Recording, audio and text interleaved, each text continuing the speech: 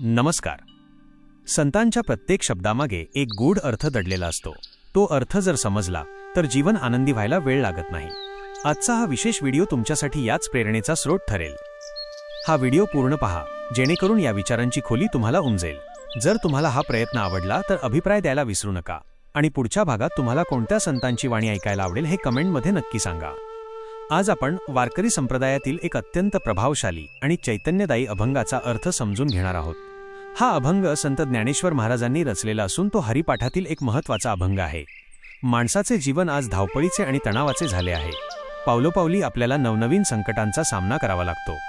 अशा वेळी मनाला शांती आणि जीवनाला दिशा देण्याचे सामर्थ्य केवळ नामस्मरणात आहे. हा अभंग आपल्याला हेच सांगतो की ईश्वराचे नाव घेतल्याने आपल्या आयुष्यातील नकारात्मकता कशी नष्ट होऊ शकते आणि आपण एका आनंदी जीवनाकडे कशी वाटचाल करू शकतो. तुमच्या आयुष्यात तुम्हाला कधी असे वाटले आहे का की संकटांचे डोंगर खूप मोठे आहेत आणि तुम्ही अगदी हतबल झाला आहात? अनेकदा आपण आपल्या चुकांच्या किंवा जुन्या वाईट आठवणींच्या ओझ्यात दबून जातो. पण विचार करा, जर एका क्षणात हे सर्व ओझे हलके झाले तर?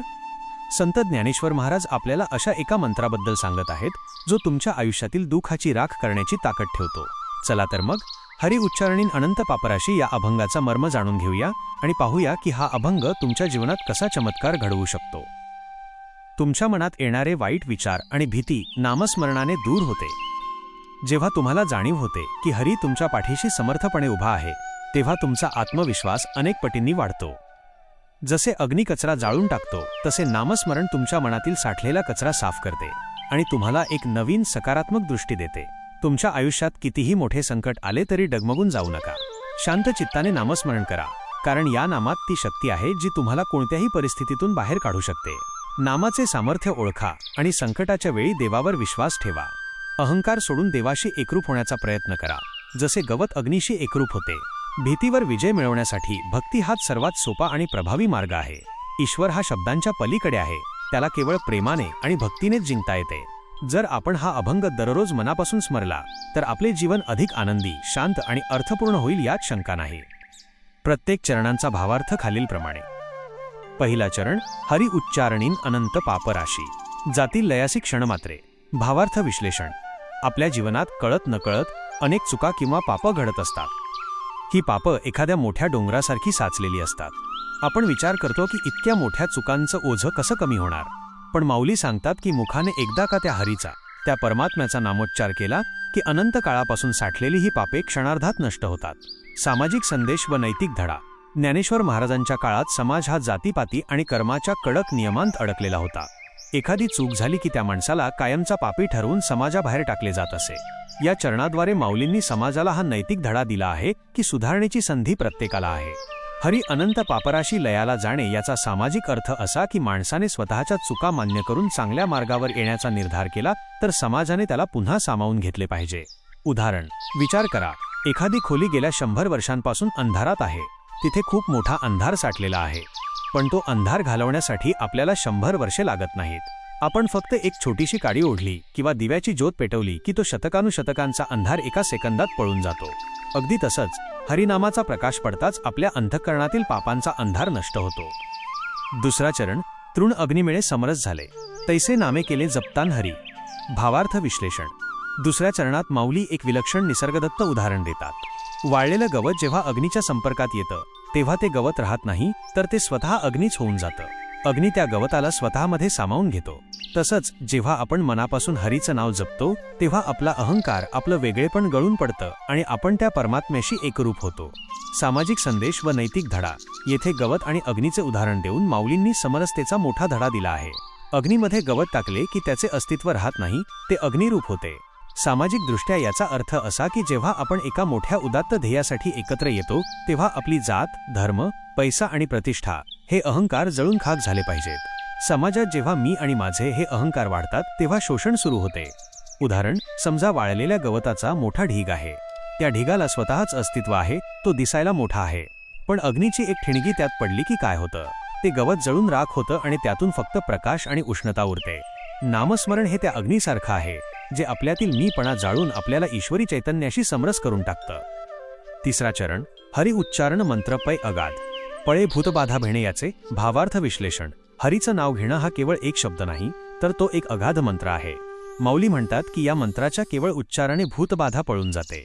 येथे भूतबाधा म्हणजे केवळ बाहेरील शक्ती नव्हे, तर आपल्या मनातील भीती, चिंता, नैराश्य, संशय आणि नकारात्मक विचार ही खरी भूतबाधा आहे. हरिनामाच्या गजरात या सर्व नकारात्मक गोष्टींना थारा उरत नाही. सामाजिक संदेश व नैतिक धडा या चरणात भूतबाधा हा शब्द केवळ काल्पनिक भूतांसाठी नाही, तर तो समाजाला छळणाऱ्या भीतीसाठी वापरला आहे. त्या काळी समाज अंधश्रद्धा, कर्मकांड आणि उच्चवर्णी यांच्या दहशतीखाली जगत होता. हरिनाम हा असा मंत्र आहे जो माणसाला निर्भय बनवतो.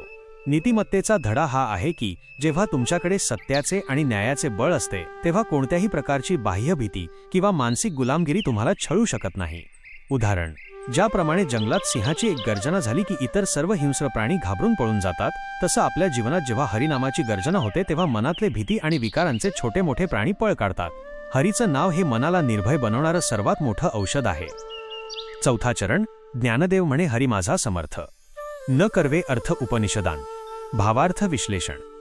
शेवटच्या चरणात संत ज्ञानेश्वर महाराज पूर्ण श्रद्धेने सांगतात की माझा हरी इतका समर्थ आणि व्यापक आहे की मोठ्या मोठ्या उपनिषदांना, ग्रंथांना आणि विद्वानांना सुद्धा त्याचा पूर्ण अर्थ लावता येत नाही.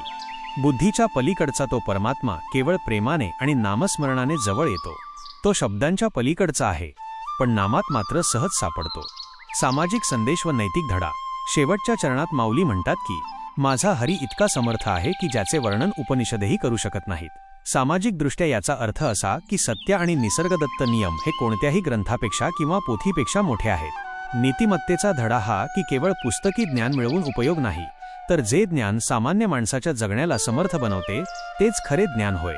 संतांना समाजाला पोथीनिष्ठेपेक्षा प्रत्यक्ष कृती आणि करुणेकडे वळवायचे होते.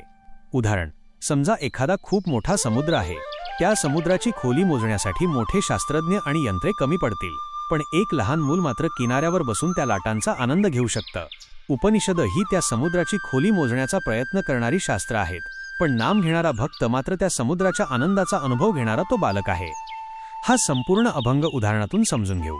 समजा तुमच्या मनात एखाद्या व्यक्तीबद्दल खूप राग आहे. तुम्ही कितीही ठरवले तरी तो राग जात नाही. हा राग म्हणजे पापराशी. जेव्हा तुम्ही डोळे मिटून एकाग्रतेने हरिनामाचा घोष करता, तेव्हा त्या नादाच्या लहरी तुमच्या रागाच्या लहरींना शांत करतात. जसा वणवा गवताला जाळतो, तसा तुमचा राग त्या नामाच्या ऊर्जेत विरघळून जातो.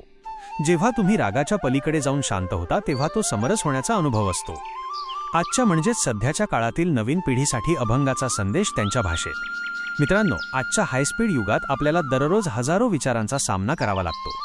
सोशल मीडिया, करिअरची स्पर्धा आणि सततची तुलना यामुळे आपलं मन एखाद्या हँग झालेल्या संगणकासारखं झालं आहे.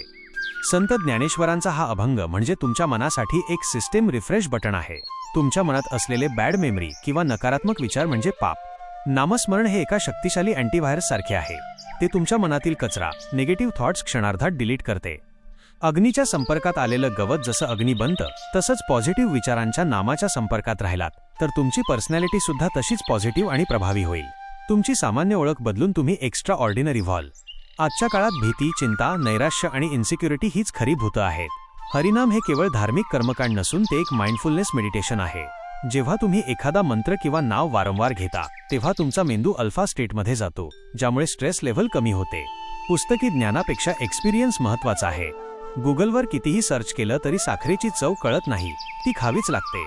तसंच अध्यात्मावर चर्चा करण्यापेक्षा 10 मिनिटे शांत बसून नाम घेऊन पहा. तो जो शांतपणा मिळेल तो कोणत्याही उपनिषदाच्या अर्थापेक्षा मोठा असेल.